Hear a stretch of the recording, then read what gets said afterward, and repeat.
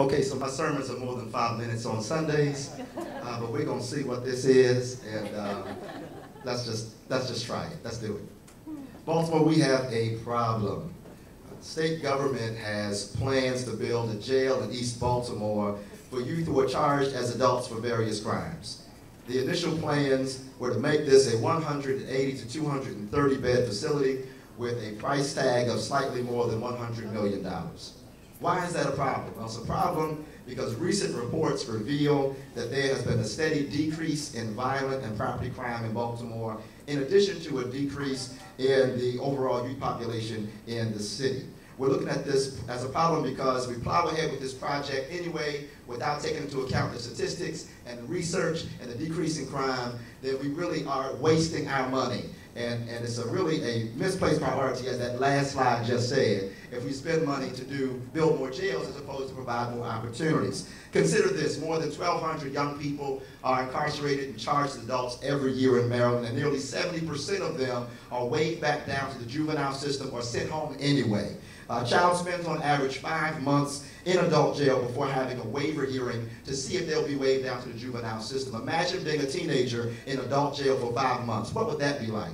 Consider this. Also, in this state of Maryland, in the city of Baltimore rather, 40% of all prisons and correctional facilities are found right here in this city. The East Baltimore community where they want to build this youth jail is near Monument and Forest Street, for anybody familiar.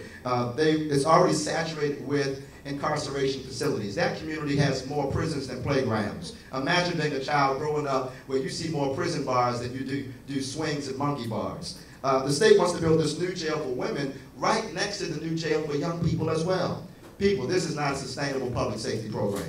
Here are some of the winners in this current arrangement. If we didn't touch anything, these are people who make out like fat cats. The Bird Corporation, PSA Dewberry, located in Fairfax, Virginia, so many other companies, but those are the faces who win. Brian, can you help me out a little bit? The losers, I didn't have a picture for that slide. Brian, you got it. Got it? Okay, that's you guys. You lose.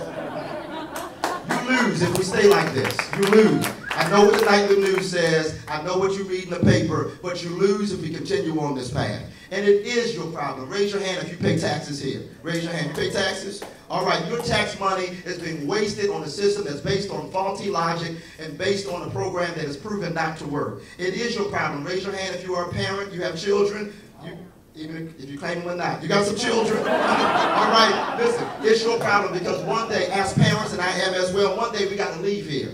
And we got to leave this world to our children. And however we treat one set of children is going to impact all the children. Dr. King said that we are caught up in an inescapable web of mutuality, and he was exactly right. We do have a dream. I'm not by myself. A whole host of people have a dream for a better city that has healthy opportunities for young people, no matter your zip code, no matter the color of your skin, no matter where you live. We want a city where all young people have the best opportunities. I know it's not Sunday, but can you say amen? Amen. It worked. I didn't know if that was going to go over too well.